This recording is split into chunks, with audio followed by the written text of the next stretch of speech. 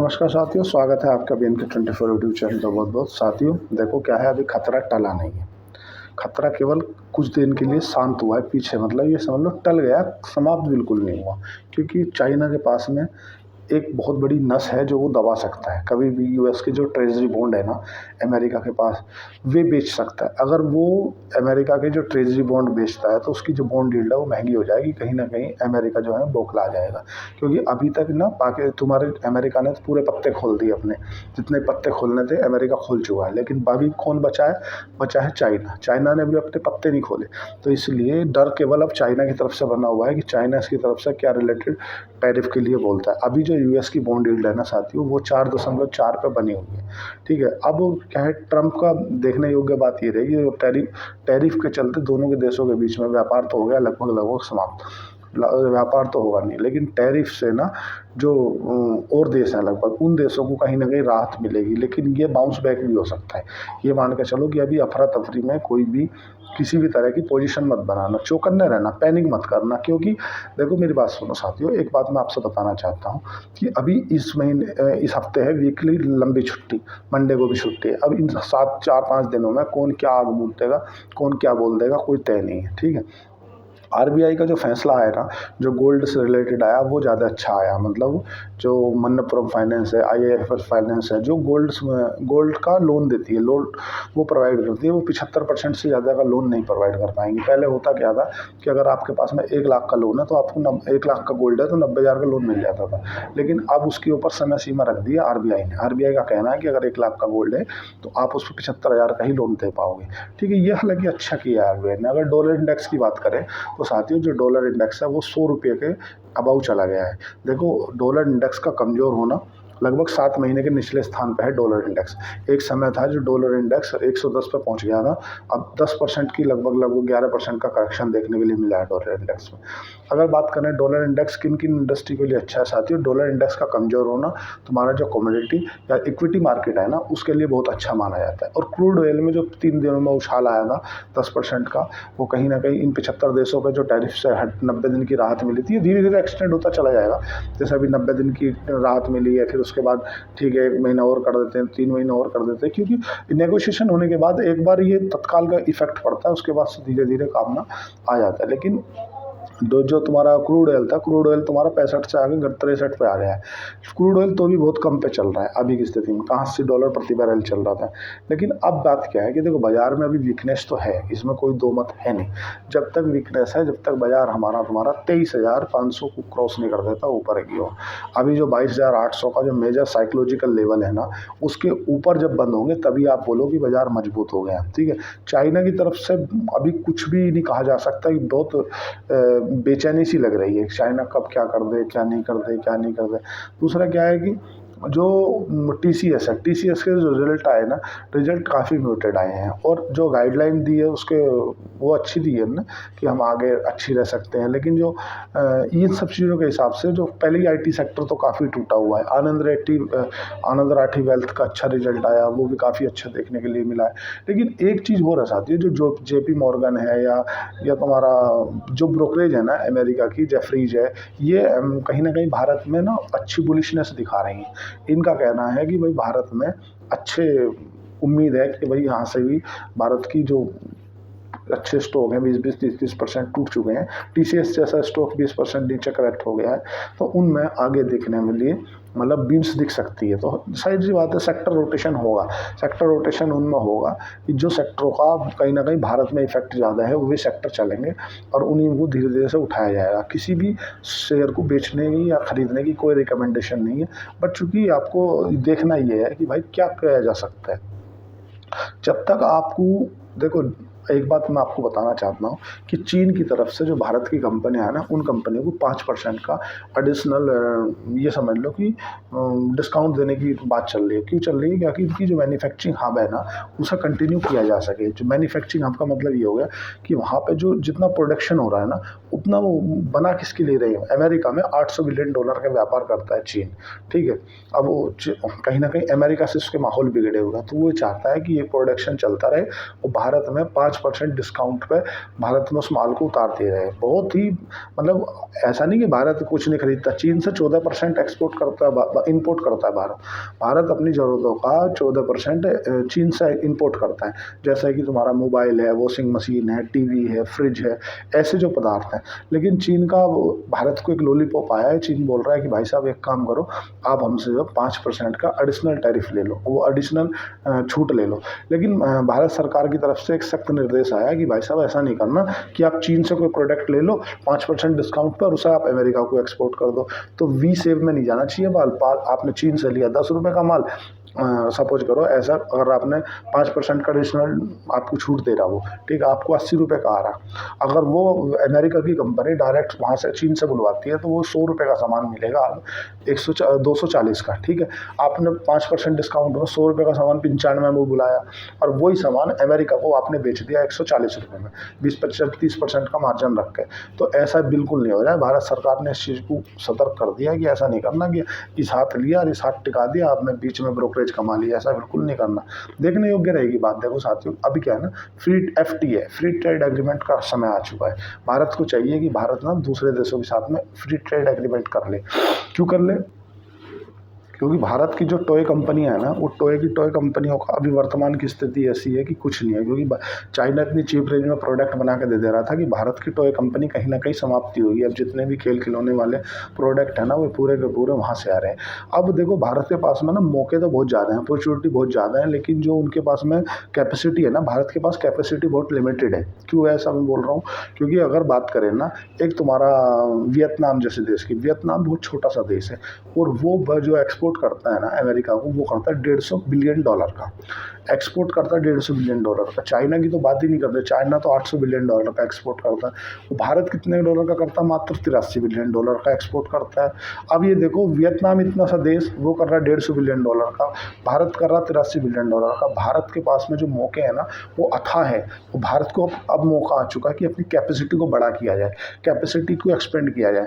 क्योंकि जो चाइना से माल डिफेक्ट होगा ना, वो जो यहीं आएगा भारत में। सीधी सी बात है, आप ऐसा समझो, अगर कोई कंपनी है जो चाइना में काम कर रही है, उस कंपनी को वहाँ पे लग रहा है कि यार अब यहाँ की सिचुएशन ना अमेरिका के साथ में अच्छी नहीं रही, तो वो क्या करेगी, धीरे से एक यूनिट डाल देगी अपनी भारत में, और भारत में मैन्युफैक्चरिंग बनाने लगेगी कि वो माल जो है अमेरिका में सप्लाई करने लगेगी। ठीक है, सीधी सी बात है। तो उससे क्या होगा? उससे FTA आएगा, ठीक है, FII आएंगे, जो तुम्हारा डायरेक्ट इन्वेस्टमेंट होता है ना, वो आएगा। तो उससे क्या होगा?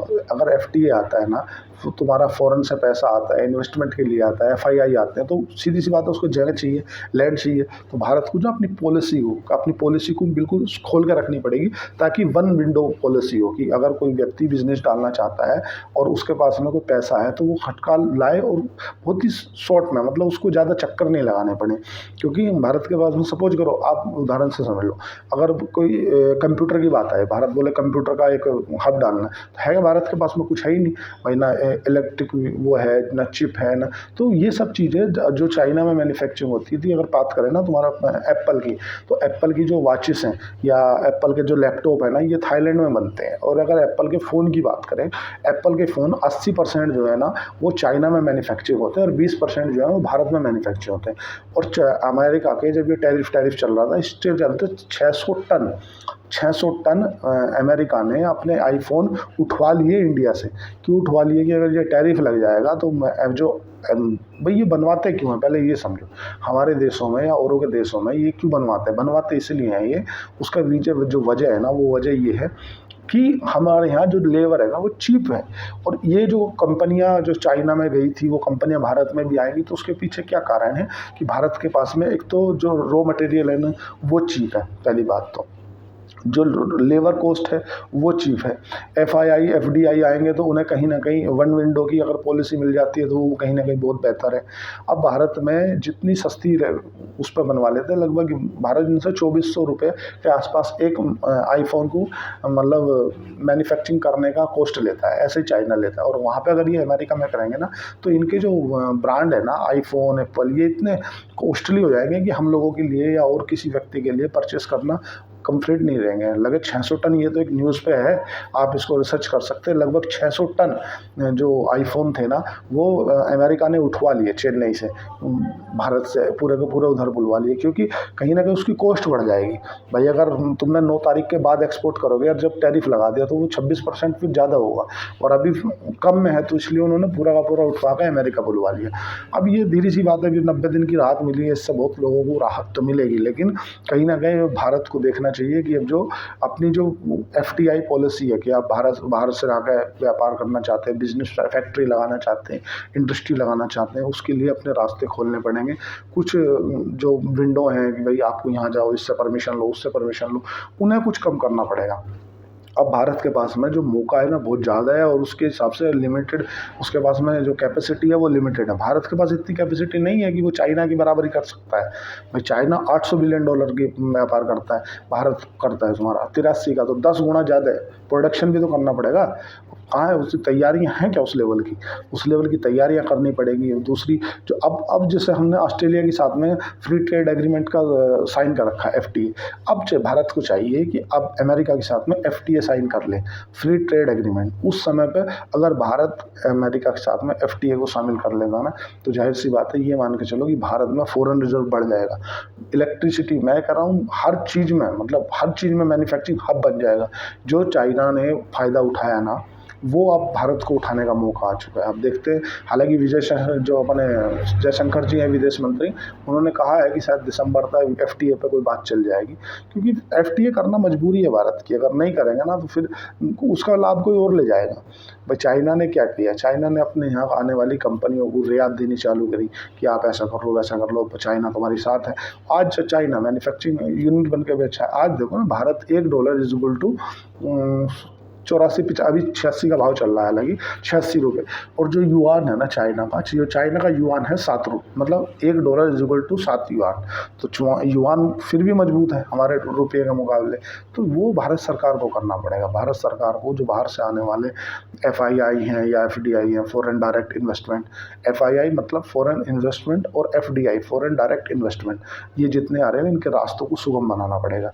वन विंडो पॉलिसी अपनानी पड़ेगी कि यार ज़्यादा चक्कर नहीं काटने पड़े, इधर उधर नहीं जाना पड़े, ठीक है।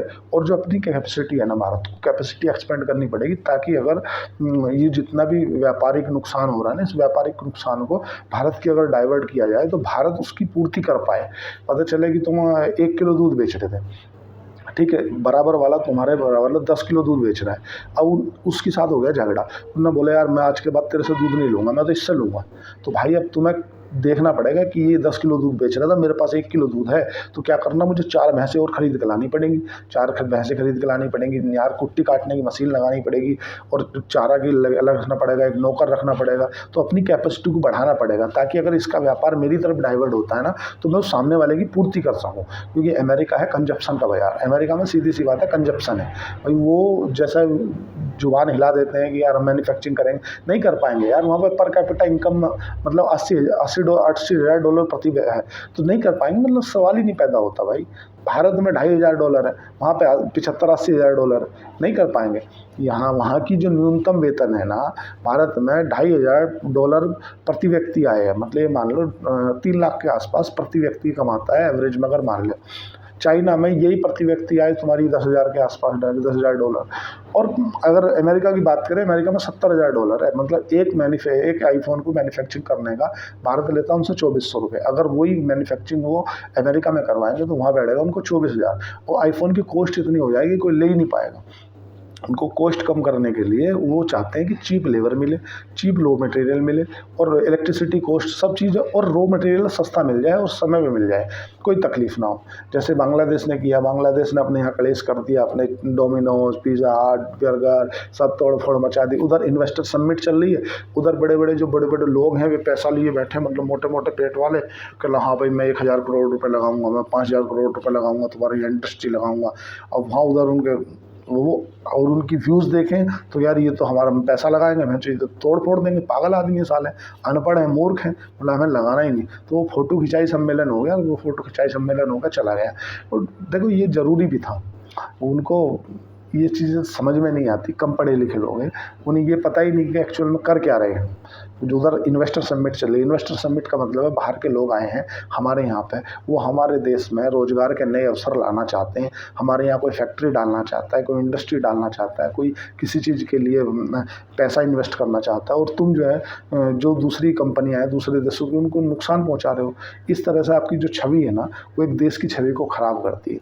आज के लिए इतना ही साथियों, उम्मीद करता हूँ समझ गए होंगे। उम्मीद है भारत को अपनी कैपेसिटी बढ़ानी चाहिए, क्योंकि अगर जो चाइना की ओर जो व्यापार आया वो भारत की ओर डाइवर्ट होता है तो भारत को उसकी पूर्ति करनी पड़ेगी। तो आज के लिए इतना ही। चैनल को लाइक करें, सब्सक्राइब करें, कमेंट करें। धन्यवाद, थैंक यू।